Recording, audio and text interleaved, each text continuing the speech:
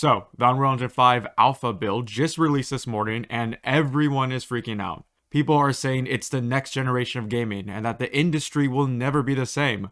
But the big question is, why is Unreal Engine 5 a big deal? Two reasons, Lumen and Nanite. Since the dawn of computer graphics, developers have tried to achieve the elusive real-time global illumination. That means getting dynamic bounce light without having to wait hours for a single frame to render. Here I have Unreal Engine 5 open right now and Lumens is not turned on. This is what we used to get in Unreal Engine 4. Now if I turn on Lumens, we immediately get that bounce lighting, and if I grab the light right here and move it around, we can see that lighting being transferred over all the different objects. So this was impossible back in Unreal Engine 4, and keep in mind we're not even using RTX ray tracing. So this also works on AMD cards as well as NVIDIA cards. This also works for emissive material, so I can drag an emissive material on my sphere and delete my light. And this movable sphere is also casting light, which wasn't possible in previous engines. Here's another good example of Lumens.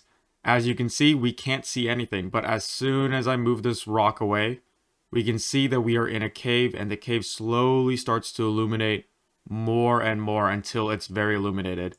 So all that light you see right there, that's bounce light. That is indirect global illumination. And then as soon as we cover our cave again, all of that nice bounce lighting disappears. Next up is Nanite. Nanite, very simply put, allows for dynamic level of detail. This means you can have an asset that comprises of millions of polygons, but it is still performant in-game because those polygons dynamically deform, lowering the total amount of vertices on a static mesh. This allows for high poly movie assets to be used in-game, and artists now have the option to not use a normal map, allowing the geometry to take care of the fine detail.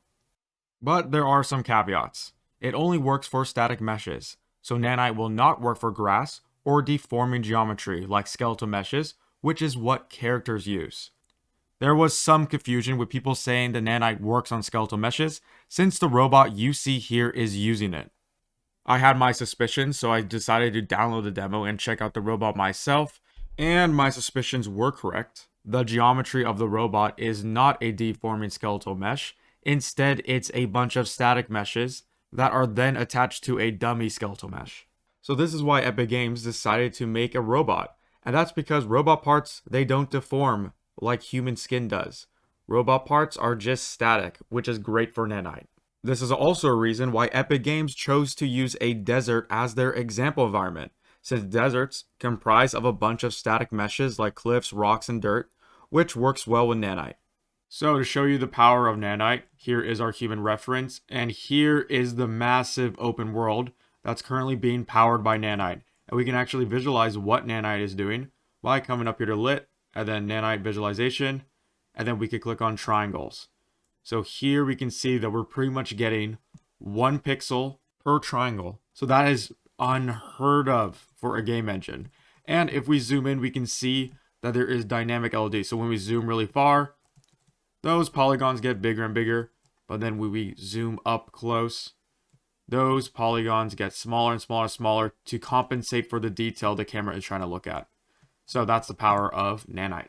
Besides Lumen and Nanites, we also get access to 15,000 free scanned assets, specifically the Megascans library. Right off the bat within Unreal Engine, we don't have to download a second program like beforehand. So if we go into our content browser, we go to add, and we can do add Quixel content. So we can bring in something right now. Let's go to 3D assets, and we can drag in any of these into our scene just like this, as if it's actually in the content browser, and Unreal will automatically start to download it for us and import it just like this. So if I actually zoom out, we can see that we automatically got our asset in. No hassle whatsoever. Everything is working great, and that is amazing. What program do you know that comes with 15,000 assets ready to go? And finally, this is Unreal Engine 4's default user interface, and this is Unreal Engine 5's default user interface. The difference is literally night and day. I don't know how Unreal Engine 4 was able to get away with it for this long. It will take some getting used to, but it's worth it.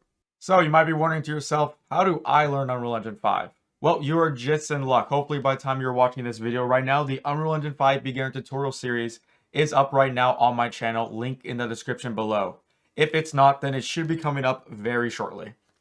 It's also good to know that I just launched the Unreal Sensei Masterclass. We're going to take a deeper dive into Unreal Engine and learn some of the fundamentals and some topics that are pretty hard to go over on the channel.